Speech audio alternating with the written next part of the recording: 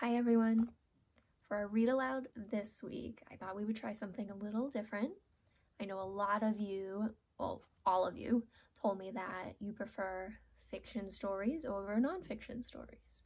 So this week I thought we would read a chapter book and read a few chapters every day. So the chapter book I chose for you today is The Magic Treehouse. I chose this one because it's number 1 in the series. It's called Dinosaurs Before Dark, and it's by Mary Pope Osborne. So I hope you enjoy this story that's full of adventure and imagination.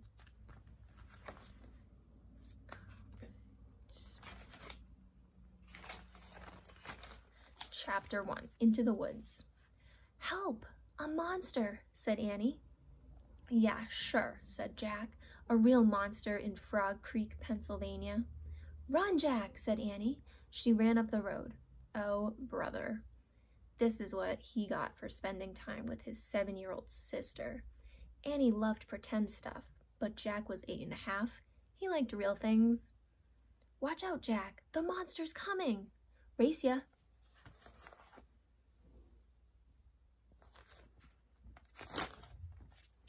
"No, thanks," said Jack.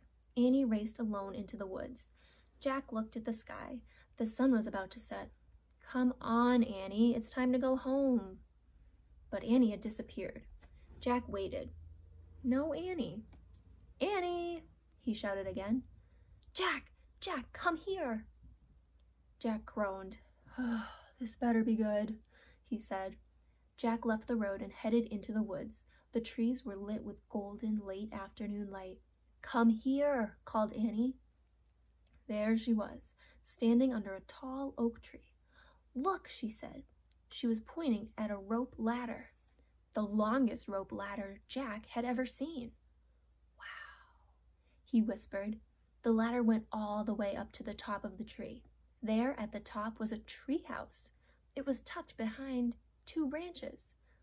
"That must be the highest tree house in the world," said Annie. "Who built it?" asked Jack. "I've never seen it before." "I don't know, but I'm going up," said Annie. "No, we don't know who it belongs to," said Jack. "Just for a teeny minute," said Annie. She started up the ladder. "Annie, come back." She kept climbing.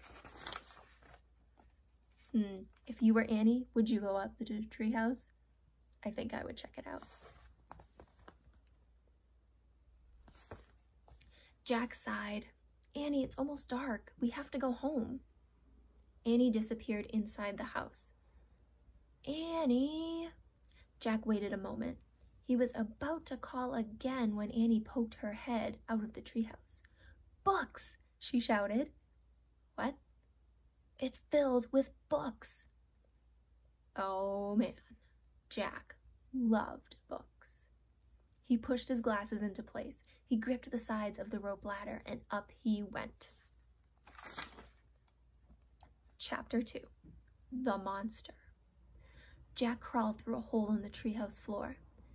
Wow, the treehouse was filled with books. Books everywhere. Very old books with dusty covers. New books with shiny bright covers.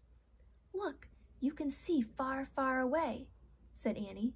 She was peering out the treehouse window. Jack looked out the window with her. Down below were the tops of the other trees. In the distance, he saw the Frog Creek Library, the elementary school, the park. Annie pointed in the other direction. "There's our house," she said. Sure enough, there was their white wooden house with the green porch. Next door was their neighbor's black dog, Henry. He looked very tiny. "Hi, Henry," shouted Jack. "Shush," said Jack. "We're not supposed to be up here." He glanced around the treehouse again. "I wonder who owns all these books," he said. He noticed bookmarks were sticking out of many of them. "I like this one," said Annie. She held up a book with a castle on the cover. "Here's a book about Pennsylvania," said Jack. He turned to the page with the bookmark. "Hey, there's a picture of Frog Creek in here," said Jack. "It's a picture of these woods." "Oh, "Here's a book for you," said Annie. She held up a book about dinosaurs. A blue silk bookmark was sticking out of it. "Let me see it." Jack set it down his backpack and grabbed the book from her. "You look at that one, and I'll look at the one about castles," said Annie. "No, we better not," said Jack. "We don't know who these books belong to." But even as he said this, Jack opened the dinosaur book to where the bookmark was. He couldn't help himself. He turned to a picture of an ancient flying reptile, a pteranodon. He touched the huge bat-like wings. "Wow," whispered Jack. "I wish I could see a real pteranodon for real." Jack studied the picture of the odd-looking creature soaring through the sky. "Ah!" screamed Annie. "What?" said Jack. "A monster!"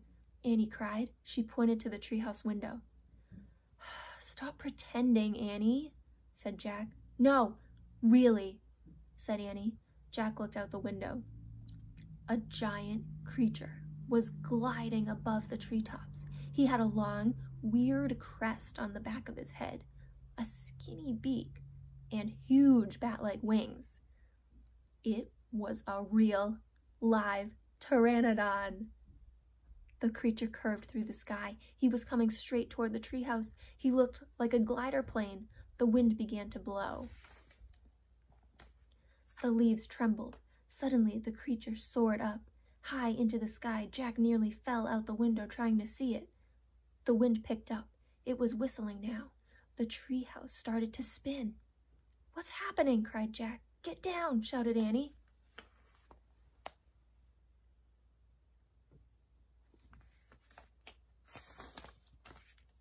She pulled him back from the window. The treehouse was spinning faster and faster. Jack squeezed his eyes shut. He held on to Annie. Then everything was still. Absolutely still.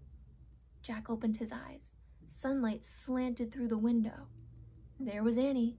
The books, his backpack. The treehouse was still high up in an oak tree. But it wasn't the same oak tree. All right, I think we're gonna stop there. Tune in tomorrow and we'll continue reading.